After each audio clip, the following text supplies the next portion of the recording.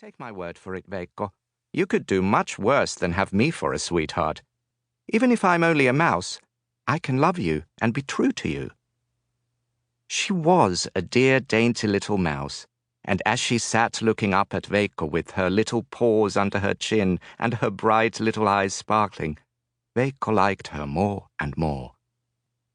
Then she sang Veikko a pretty little song, and the song cheered him so much that he forgot his disappointment at not finding a human sweetheart, and as he left her to go home, he said, "Very well, little mouse, I'll take you for my sweetheart." At that, the mouse made little squeaks of delight, and she told him that she'd be true to him and wait for him no matter how long he was in returning. Well, the older brothers, when they got home, boasted loudly about their sweethearts. "Mine," said the oldest, "has the rosiest, reddest cheeks you ever saw." "And mine," the second announced, "has long yellow hair." Veikko said nothing. "What's the matter, Veikko?" the older brothers asked him, laughing. "Has your sweetheart pretty pointed ears or sharp white teeth?" You see, they were still having their little joke about foxes and wolves. "You needn't laugh," Veikko said. "I've found a sweetheart. She's a gentle, dainty little thing gowned in velvet." "Gowned in velvet?" echoed the oldest brother with a frown. "Just like a princess?" the second brother sneered. "Yes," Veikko repeated, "gowned in velvet like a princess. And when she sits up and sings to me, I'm perfectly happy." "Huh," grunted the older brothers, not at all pleased that Veikko should have so grand a sweetheart. "Well," said the old farmer after a few days, "now I should like to know what those sweethearts of yours are able to do.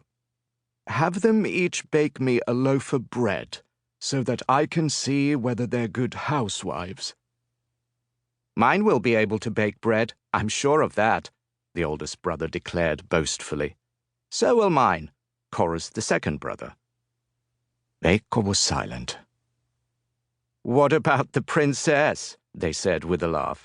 "Do you think the princess can bake bread?" "I don't know," Veikko answered truthfully. "I'll have to ask her." Of course, he had no reason for supposing that the little mouse could bake bread, and by the time he reached the hut in the forest, he was feeling sad and discouraged.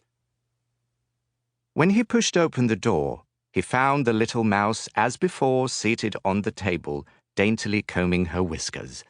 At the sight of Veikko, she danced about with delight. "I'm so glad to see you," she squeaked. "I knew you would come back." Then, when she noticed that he was silent, she asked him what was the matter. Veikko told her. "My father wants each of our sweethearts to bake him a loaf of bread. If I come home without a loaf, my brothers will laugh at me." "You won't have to go home without a loaf," the little mouse said. "I can bake bread." Veikko was much surprised at this. "I never heard of a mouse that could bake bread." "Well, I can," the little mouse insisted. With that, she began ringing a small silver bell, tinkle, tinkle, tinkle. Instantly there was the sound of hurrying footsteps, tiny, scratchy footsteps, and hundreds of mice came running into the hut. The little Princess Mouse, sitting up very straight and dignified, said to them, "Each of you go fetch me a grain of the finest wheat."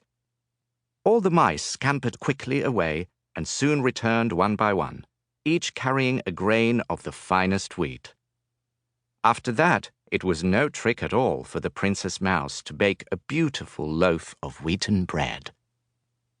The next day, the three brothers presented their father the loaves of their sweethearts' baking. The eldest one had a loaf of rye bread. "Very good," the farmer said. "For hard-working people like us, rye bread is good." The loaf the second son had was made of barley.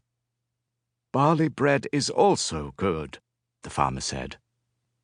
But when Veikko presented his loaf of beautiful wheaten bread, his father cried out, "What?